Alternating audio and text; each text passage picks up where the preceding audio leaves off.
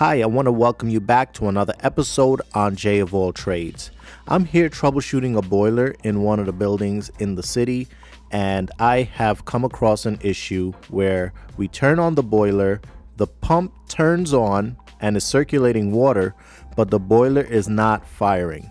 And I could literally feel the water moving through these pipes, but it is just cold and the boiler is not firing off. The thermostat set point is currently 72, but it's 69 degrees in the room that we need to heat. So it's definitely calling for heat. So let's take a look down here and see what's going on. Here at the bottom, there's a gas valve on the right side of the boiler. And we're going to remove this cover here and see if we have a flame. And based on what I can tell already, I do not feel any heat coming out the bottom here. So now I'm going to look for a pilot light. And when I'm looking up here, there is no pilot light on. So the pilot light is off. So let's identify some parts here. So this line sends a little bit of gas in to keep your pilot lit. And here we have the gas supply coming into the valve. So let's take a look at the top of the valve and see what's going on here. So here it's set to the on position, which it should be there. And here you have one that says pilot and then another position that says off. And here is where your thermocouple hooks up to the gas valve.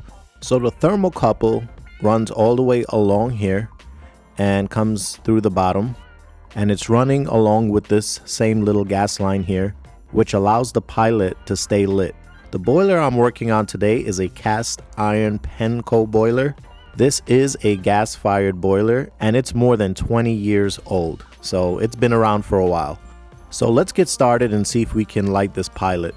So the first thing we need to do is we need to remove a cover here. This will give us a clear view to see what's really happening with the pilot. So here it's supposed to have a second screw, but that screw is missing. So I'm just going to remove this one screw on the other side here. Please keep in mind that the boiler switch is off while I'm doing this work.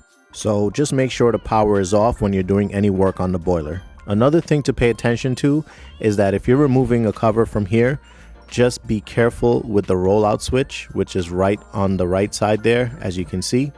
And this rollout switch is a safety device that shuts off the boiler if the flame actually rolls out of the combustion chamber, and that will prevent a fire.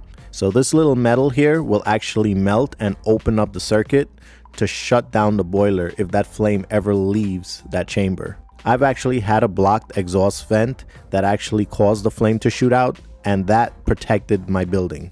So that's very important. That's in series on this circuit here, and it goes all the way up through here and straight to the power. So this will shut down the entire boiler if that circuit is open. And it may seem like a very insignificant thing, but never jump that out. Always keep that in the circuit. So in order for us to light the pilot, we're going to need to set this from the on position and turn it over to the pilot position. So we're going to twist this knob right here, set it to pilot. Then we're going to press and hold down this red knob right here. And this will allow gas to manually feed through that line. And then we're going to take a lighter and we're going to stick it right in front of that gas line there, and we're going to light it.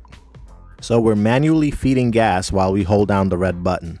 After you light it, you want to make sure you hold this down for at least 30 seconds to allow the thermocouple to heat up. So the tip of the thermocouple is actually sitting in that flame, and once it heats up, it actually generates a small electrical voltage, and this voltage actually keeps the gas valve open to keep the pilot lit. Now, if I let go of this red button here and it doesn't stay lit, then that means that this thermocouple is bad. And if we look here, we see that the flame went out. So we're going to install a brand new thermocouple on this boiler. Before we change the thermocouple, here is a better visual of how this really looks. Here is the gas line that keeps your pilot lit and also causes the ignition of your boiler. And here is your thermocouple, and this is the tip that sits in that flame to allow your gas valve to open. And if the thermocouple fails, then it will not allow your gas valve to open. So that's a safety. It prevents gas from feeding without a flame present. In order to remove the thermocouple, we're going to take this fitting out right here. Now first, we're going to set this gas valve to the off position. Next, we're going to take an adjustable wrench and we're going to loosen up this fitting here. One thing I notice is once this is loose, you'll be able to take out the rest of the threading by hand.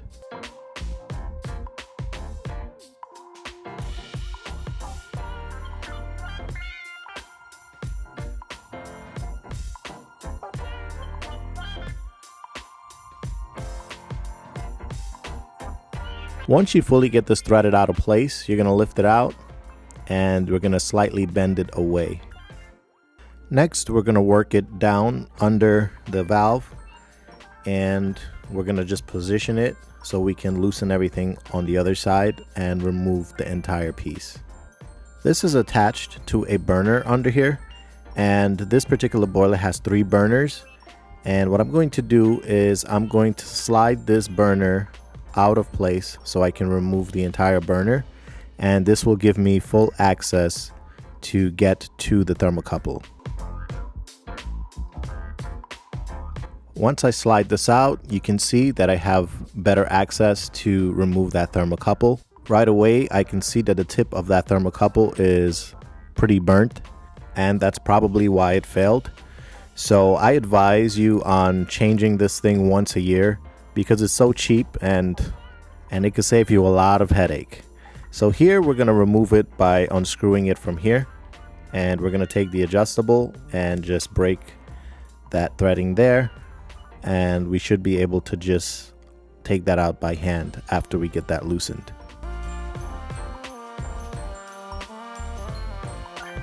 Keep in mind that this is not super tight, and even when we're installing it, we're not going to put it super tight. It's just there to hold the thermocouple tip in place.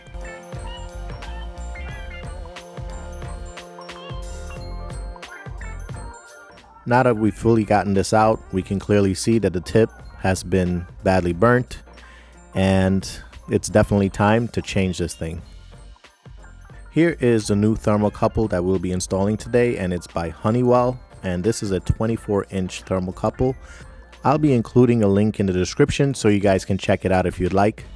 This one should last for the entire season, but I always keep an extra on hand just in case it fails. Because from my experience, it always fails on the coldest day of the year and in the middle of the night when you can't go to the store.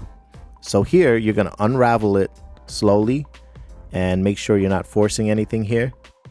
You're also going to notice that I'm rolling it out in the direction that they rolled it up in. And in this way, I'm not going to damage the line.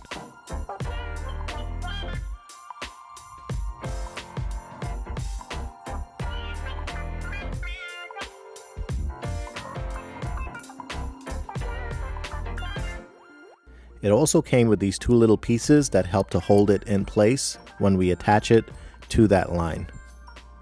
So first we're going to slide on this holder, and you want to make sure that the ridge is on the top.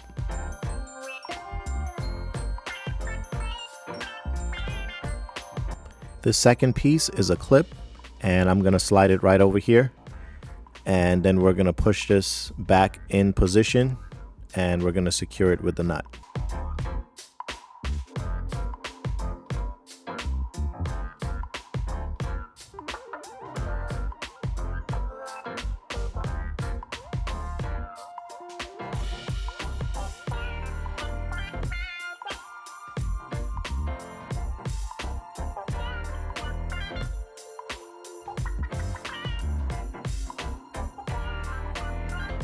Keep in mind that this nut doesn't have to be super tight.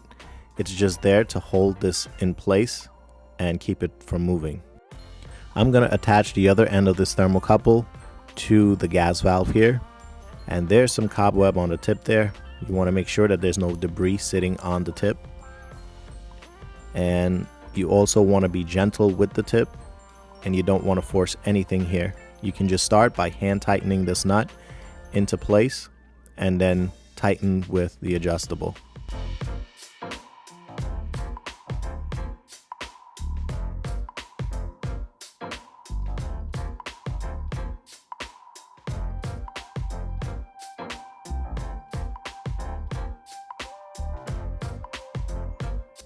Word of advice, don't go too crazy on this tiny nut here because you can damage it.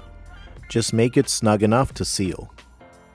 Now we can just put this burner right back in place, and you want to take your time again and watch out for that tip and don't damage any of these lines.